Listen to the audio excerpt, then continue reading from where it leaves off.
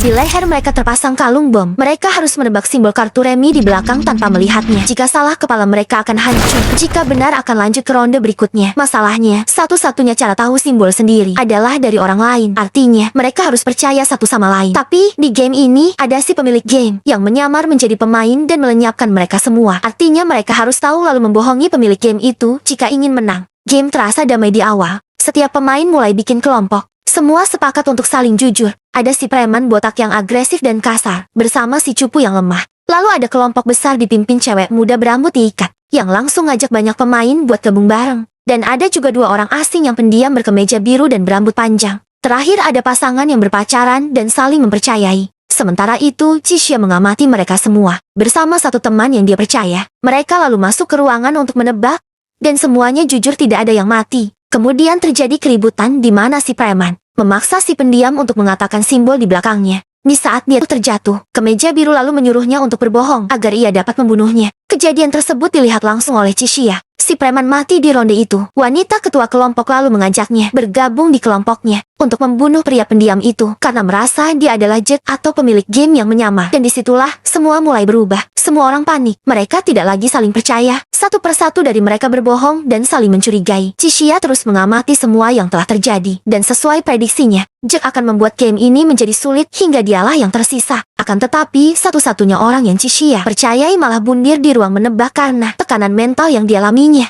Sekarang hanya tersisa 5 orang, termasuk Cixia yang tanpa rekan. Dengan itu, Cixia mulai mendekati pria rambut panjang dengan mengatakan rekannya yang berkemeja biru itu adalah Jack. Cixia lalu mengatakan dengan jujur simbol di belakang pria tersebut. Namun pria itu berbohong kepada Cixia dengan mengatakan simbol yang salah. Di sisi lain, cewek ini berbohong kepada pacarnya dengan mengatakan simbol yang salah. Dan laki-laki yang dicurigai Cixia malah mengatakan simbol yang jujur. Sampai sekarang malah temannya yang berbohong dengan mengatakan seko padahal itu adalah hati. Dan disinilah momen penentuannya. Mereka menebak di ruangan itu. Suara ledakan terdengar. Pria berambut panjang keluar sendirian dan tertawa. Kemudian secara mengejutkan pria kemeja biru keluar. Kemudian dilanjutkan keluarnya pacar si cewek yang seharusnya mati karena dibohongi. Dan terakhir Cixia juga selamat. Plot twist di luar dugaan. Ternyata Cixia telah mengetahui semuanya dari awal. Dia tahu kalau Jack adalah pria berambut panjang. Dia menjelaskan semuanya. Ternyata dialah yang menyuruh kemeja biru untuk membisikkan pria yang dihajar di awal tadi untuk berbohong. Kemudian dia telah memanipulasi cewek yang mati tadi di awal permainan agar percaya dengannya. Mereka berkomunikasi dengan kode snack yang dimakan. Masing-masing berbeda warna. Itu semua diketahui oleh Cixia. Pacar cewek tersebut juga diam-diam saling berkomunikasi dengan kemeja biru tanpa sepengetahuan siapapun. Jack kini tak bisa berbuat apa-apa karena rencananya sudah diketahui dan Cixia berhasil keluar dari tempat itu.